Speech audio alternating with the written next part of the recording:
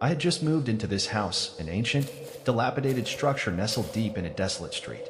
The entire area seemed forgotten by time, a place where no one dared to venture, where no life existed and no vibrant lights illuminated the night. The street grew eerily still, as if frozen in time, and the silence was so suffocating that no sound could shatter it. When I passed through the grand gate and into the house, an immediate sense of unease gripped me. The house felt cold, uninviting, as though it were hiding something from me, something it did not want me to discover. The rooms were vast and eerily empty, bathed in the faint glow of yellow light that seemed to distort everything, making the space feel distant, unfamiliar. The walls were covered in a thick layer of dust, the leather chairs were cracked and aged, and the windows, fogged over by time, seemed to conceal everything behind a veil of secrecy. The atmosphere was heavy, suffused with a strange stillness, as if the house itself was holding its breath, waiting for something or someone, me, perhaps. But the most unsettling sensation was the feeling that I was being watched. Though I was certain I was alone, at times, I would feel the cold, unseen eyes of something or someone staring at me from the darkness. I tried to dismiss it as my imagination, but that feeling only grew stronger as the days passed.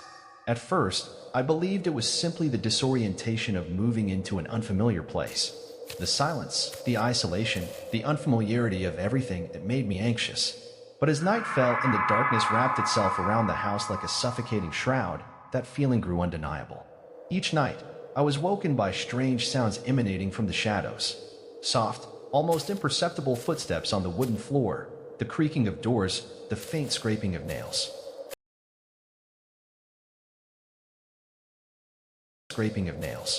I knew with absolute certainty that I was alone in the house, but how could these sounds be explained? Sometimes, I would hear a soft breath, as though someone else were in the room with me, though the space was empty. That feeling gnawed at me. It was not an ordinary fear. It was a chill, a creeping sense of something unseen watching and lurking in the darkness. I couldn't comprehend it, but every night, the icy cold would creep under my skin, settling deep within me. Despite my best efforts to adjust, I couldn't escape it. It was as if every time night fell, I was drawn into a different realm, one where light could not pierce the oppressive gloom. Was this house truly as safe as I had thought? Or was something dark waiting for me?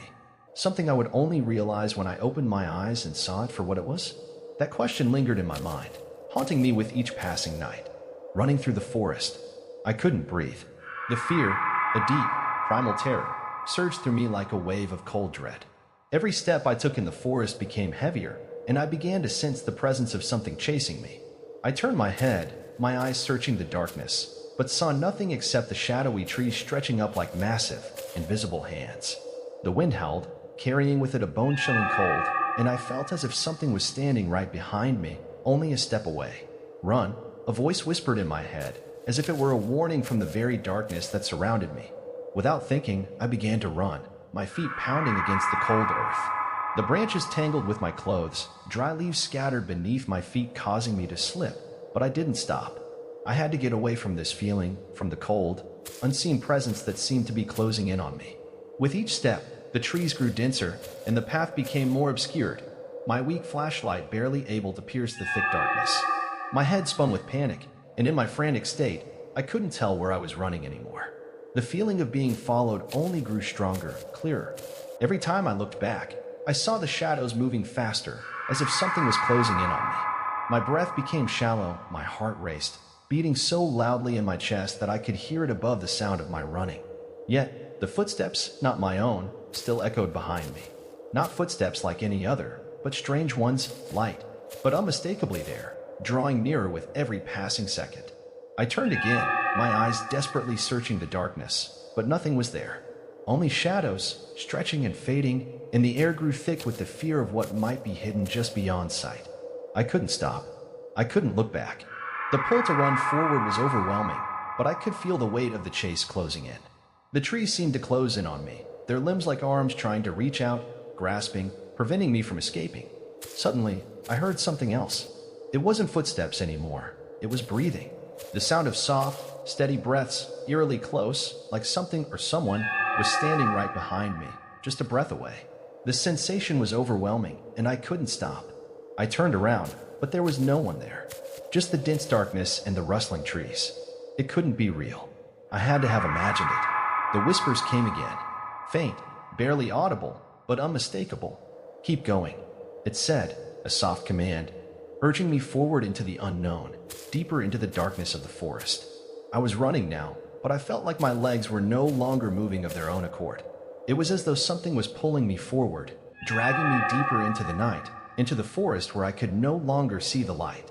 I tried to push past the trees, but they seemed to close in tighter, the branches tangled like hands, trying to stop me. The whispers kept coming to stop me. The whispers kept coming, growing louder, more insistent, as though hundreds of voices were now calling to me, pulling me forward into the heart of the forest. And then I realized something. This forest wasn't ordinary. It wasn't just a forest. It was part of the house. It was a part of something much darker, something I couldn't understand. The shadows that lived here were more than just shadows. They were spirits, trapped souls from the past, seeking to pull someone else into the darkness. My feet stumbled, and I found myself face down on the cold ground. As I stood up, I saw something. A wooden box, aged and covered with moss and dirt. It lay on the ground, as though it had just fallen from above. I hesitated for a moment, but curiosity got the better of me. I knelt down and opened the box. Inside, there was an ancient map, faded and worn with age. And marked on the map, there was a strange symbol, a trail leading deeper into the forest. But at that moment, I felt a shift in the air. The forest, once alive with the whispers, grew silent. The wind stilled, the rustling leaves ceased, and the world around me became unnervingly still. Then I heard it again, the footsteps. They were closer now, unmistakable. They weren't anyone else's but mine. The sound of my own footsteps, echoing loud in the emptiness. They pounded in my ears, each step more deafening than the last. I stood up, but my legs felt like they had no strength left. Everything around me seemed to blur, and I could only feel that presence, something drawing nearer, something closing in. The darkness in the forest had now swallowed everything around me. I realized I had ventured too far into the woods, too far to turn back. There was no escape. The footsteps grew louder, the whispers sharper. They were everywhere now, surrounding me, pressing in from all sides. The very trees seemed to reach out, their limbs twisting and turning, blocking my path. I was trapped. And there, in the thick of it all, I realized the truth. I wasn't running anymore. I was walking straight into a trap. I had come too far. There was no turning back now. The shadows had taken hold of the forest, and they weren't going to let me leave. Stepping into the darkness, strange sights. One late night, I woke abruptly to a strange noise that pulled me from my restless sleep. At first, I thought I was still trapped in a nightmare, but no, this sound was too distinct, too real to be part of a dream. I lay motionless, my eyes wide open, trying to make sense of what I had just heard. What was it? It sounded like footsteps, soft yet unmistakable, echoing through the dark hallway. The footsteps weren't mine. They weren't the sound of anyone I knew. They were strange, yet so close, so near that I could almost feel the air shifting with each step. I didn't dare to move. I didn't dare to do anything except lie there, listening, hoping the sound would stop. My mind was racing, filled with 1,000 questions, but my body remained frozen, unwilling to make a sound. The room was dead silent, save for those inexplicable footsteps, which continued to echo louder and clearer, then fell into a suffocating silence. My heart was pounding, thundering in my chest. I couldn't understand it. How could there be anyone in this house when I was the only one here? I desperately wanted to believe that I had imagined it, that it was a figment of my mind, but the footsteps kept coming, drawing closer, inching toward me. Finally, after what felt like an eternity, I couldn't stand it any longer. Slowly, cautiously, I sat up in bed. The room was pitch black, save for the faint glow of the moonlight filtering through the dirty windows. I scanned the room for any sign that could explain the noises, but there was nothing. The room was as still as it had been before, and yet I felt like I was in another world. A world devoid of life, filled only with shadows and unspoken secrets. I couldn't shake the feeling that someone, was standing beside me. Though I tried to rationalize it, telling myself it was all in my head, each time I closed my eyes, I heard whispers. They weren't the whispers of anyone I knew. They were soft, barely audible, but unmistakably there, sending shivers down my spine. I strained to hear them more clearly, and then one word broke through: "Don't go." It repeated over and over in my mind, growing clearer and sharper with each iteration. A strange sensation swept over me. It wasn't fear, but a deep, gnawing unease. It was as though someone was trying to communicate with me, but I couldn't see them. I felt the weight of unseen eyes on me, the sensation that I was being observed, my every move scrutinized by something hidden in the shadows. The strange sounds continued, but I didn't dare to get up and investigate their source. I was terrified that if I did, I might see something I couldn't unsee. So, I lay back down, attempting to fall asleep, though fear gripped my every thought. From that night forward, the feeling of being watched only grew stronger. Each night, as the darkness descended, it felt as though I was no longer the only one in the house. Shadowy figures began to appear in my line of sight. At first, they were only fleeting glimpses, smoky wisps, or faint shapes standing in the farthest corners of the room. They were only vague hints that made me question my sanity. Still, I couldn't deny that the house was becoming increasingly strange.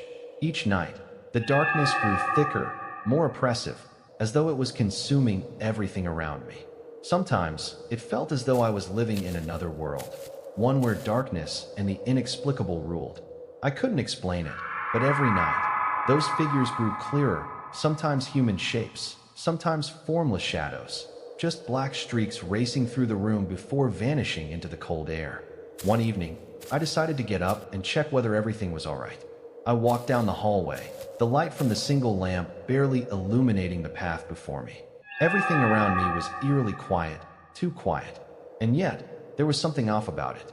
The paintings on the walls seemed more alive in the dark, as if the faces in the frames were watching me, tracking my every movement.